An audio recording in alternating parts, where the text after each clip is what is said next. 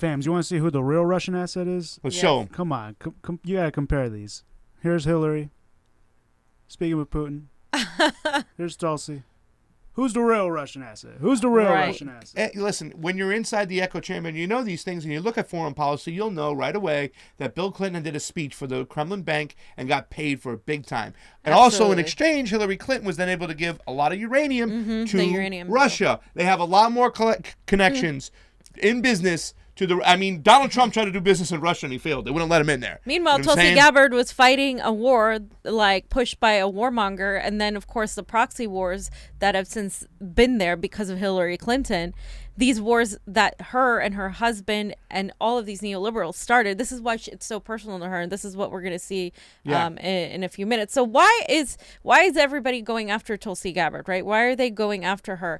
It's because her stance is against U.S. imperialism, directly profiting, which is something directly that profits the queen of warmongers herself, Hillary Clinton. So let's look at this video, fam, because Max Blumenthal retweeted Sophia. I love and Max. That was great. I love me, Max. Mad Max, I love you. There was a study that was released at the end of 2016 documenting 81 elections in 47 countries between 1946 and the year 2000, where the United States either overtly or covertly sought to influence the outcome of elections in these countries, and were successful more often than not. And this doesn't include any of the CIA or military regime change overthrows that also happen in addition to this. So, as recent as the Iraq War, during the Iraq War, we paid millions of dollars to plant propaganda articles in Iraqi newspapers,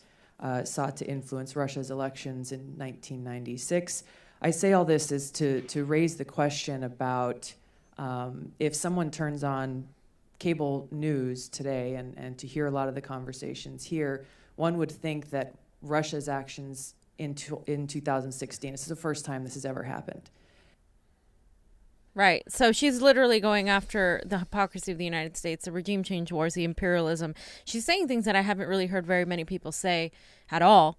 And so that is exactly why they're going after her. And before we move on to the next subject, I just want to show the very beginning of this ad from... Did you read what Max said? I didn't get a chance to read it. Oh, yeah, if you want to read it. Yeah. I'd love to read what Max says. If you wonder why every other retired spook, which is like a CIA agent, whatever... with a Twitter account is melting down about Tulsi's campaign, then watch this. And that's what it was all about, because these people who go on CNN, MSNBC, with contracts still, these are ex-CIA, that's what spooks are, spies. And they sit there and they propagate and perpetuate their regime change war mentality, their imperialism, and why we need to get involved. They demonize leaders, and they manufacture consent to go in and overturn these governments. And just so you guys know, there was an article released today by The Nation where they're saying, a CIA guy supports our claim that Tulsi is a Russian asset. Oh, yeah. And they're pushing that now, too. Is that the proof? Of course, the CIA is guy's it the proof? The proof we've been asking for? And the fact that somebody can say this, and I put this on my Twitter, too. I said the fact that the establishment has turned these progressive lackeys into warmongering, regime change aficionados of sorts, that they accept this stuff is scary. I think there was a poll that somebody put out that 76% of establishment Democrats or centrists or whatever we want to freaking call them support the CIA. Yeah. 76%. They were always the boogeyman. They were always the problem. They were always the people we were trying to get rid of. They were the government within the government, or whatever you want to freaking call it. When we say deep state, we're talking about there's people within the CIA and the FBI who've been there for 30, 40 years. These are non-elected people that have high-ranking jobs and get to sway our public opinion any way they want to. Exactly, fam. And just as a reminder, I want to remind people of who stood by Bernie Sanders in 2016, who stepped down from power and actually endorsed him. And I remember this ad very, very much, because I remember I have always been very anti-war. And when I saw what happened with Tulsi and how she stepped down and endorsed Bernie, to me, that was like, wow, somebody in power is actually supporting the outsider independent guy that they were all saying was a socialist from Vermont. Exactly. That was an amazing moment. So let's look at the beginning of this ad. This is a Bernie ad. Being a warrior is about believing in what you are fighting for. and holding strong to those convictions. I felt a sense of duty, and I could not in good conscience stay back here in beautiful Hawaii and watch my brothers and sisters in uniform go off into combat. These are people and friends who we never forget and who we strive to honor every day that we are blessed to live and breathe. Bernie Sanders voted against the Iraq War. He understands the cost of war, that cost is continued when our veterans come home. Bernie Sanders will defend our country and take the trillions of dollars that are spent on these interventionist, regime change, unnecessary wars and invest it here at home. The American people are not looking to settle for inches. They're looking for real change. What I saw in Bernie was a heart of aloha. No matter who you are, where you come from in this country, that we are all in this together.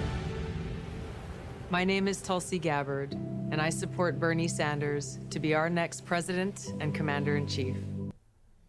So when you see that video, as I'm getting all teary-eyed, because let's not forget that Tulsi Gabbard is one of those people who was tricked, like many Americans, tricked into going to think that they were defending our country.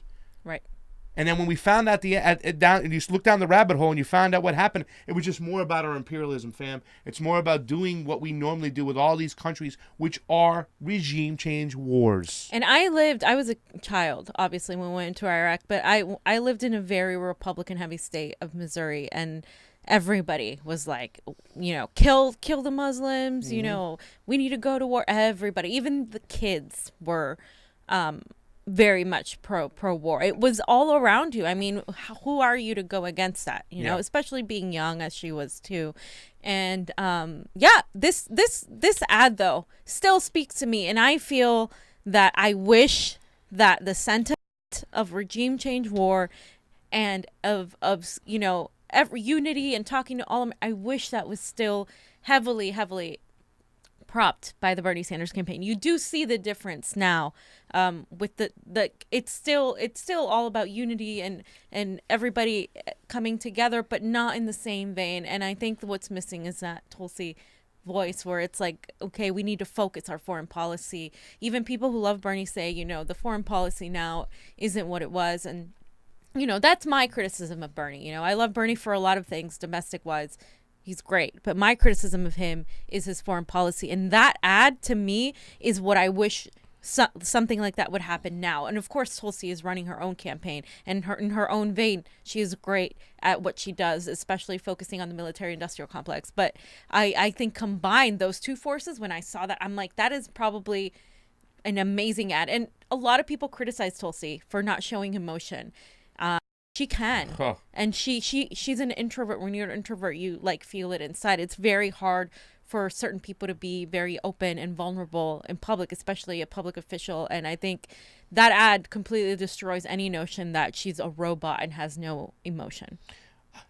And I have a question before we get into the next topic, because it's really important, fam. And the question I want you to answer, because this has been coming up, and it's why I wanted to point out this next segment. And I wanted to point out in this next segment why Ukraine was a regime change war, and why I was so upset that when Tulsi did support impeachment, because I thought it took away, regardless of what Donald Trump was doing, and I still have not found anything that we can really prosecute him on when it comes to Ukraine, who comes forward. But Ukraine was a regime change war, and lives were on the line, and people died. But why is it important right now, as we see some of these people out there who just don't like Tulsi, to say, why does she always got to say regime change war? Why can't she say war? Why is it important to say the words regime change war?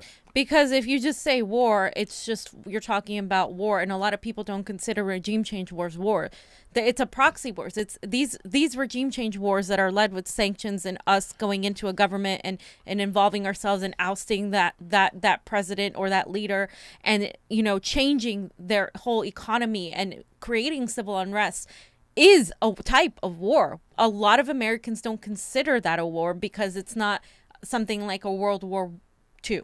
Yeah. And unless they see like a full-on war, they don't consider it war. It is absolutely important to say the words regime change war, because any sort of regime change pushed by the United States is a war and creates wars, civil wars in those countries, and kills thousands and hundreds of thousands and ultimately millions of people, the majority being people of color. So Pasta gets upset when people who are all about people of color and in the United States don't really care or understand that our regime change wars and our foreign policy is exactly what leads to the deaths of millions of people of color. It's because the mainstream media doesn't talk about foreign policy, and if they do, it's about all these terrorists and it's about fear mongering, right? It's about we putting have fear to go into in the there public. because we have to protect X person from this. We have to save them. We have to promote democracy. And also, the deep state is, literally suppressing any foreign policy discussion. Yeah. All Like the ours. videos on YouTube are demonetized if you mention anything about foreign policy. Ecuador.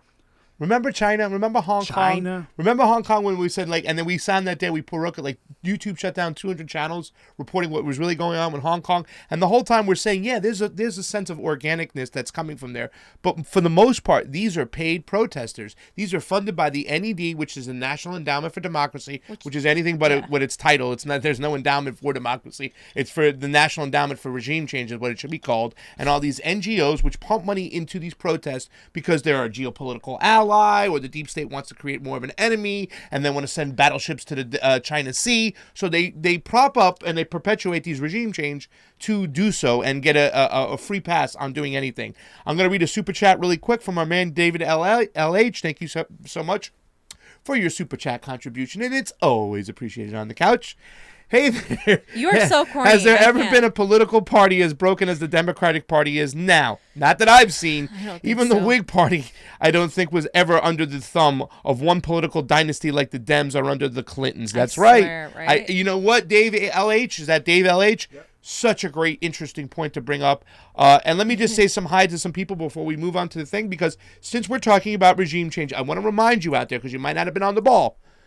Ukraine was a regime change war, and it was supported by the EU, the European Union, and America with all the NGOs. We had ties from Obama, the Soroses, and many other people. And I want to talk about the leader and what he did to the people of Eastern Ukraine. And I have some video from one of my favorite shows, Crosstalk, 5 years ago. So give us your opinion, too, real quick. Go to our Convo Couch Twitter. Tell us why you think that we should use the words regime change instead of just war by itself. Regime change war versus war, because it's been really upsetting to me why people don't mention it.